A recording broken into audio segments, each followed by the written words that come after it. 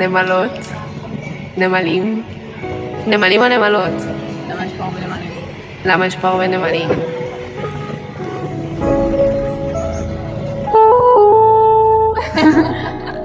דור פה.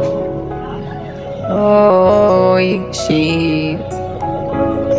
פאק, מה הוא רוצה עכשיו? זה הנפצות. וואי, בלתי נסבל. תחברו את השירים, זה לא מועדונים. נראה לכם מה אתם עושים בסלטים? יושבות כמו די-ג'יי, חושבות זה חפלה. מה נראה לכם? פתחתם פה שולחן? כן, זה לא פלקה. נראה לי שהתבלבלת, עברי גזרה. ריקי צריכה אותך? אם לא, יש לי מה לתת לך לעשות. כל יום אני שומעת את זה עוד ועוד. כן, אני בטוח. ילי בא כשמגדרה הקטנה, בלי מזכרה, היא נראית כמו טינה מפחידה.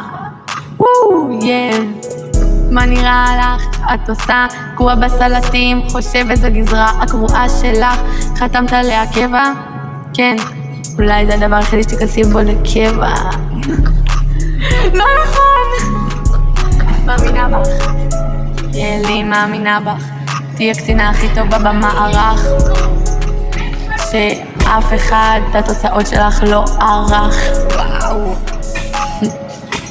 הנה נוגה שוב מגיעה, נראית כמו עצבנית, עפה על חללית. ילי נראית כמו אוג מלך הפשן, לסיגריה שלי כבר לא יוצאת יותר עשן. מעניין מתי היום אני פשוט אשן, ורציתי קצת לשיר אבל זה ביט ישן.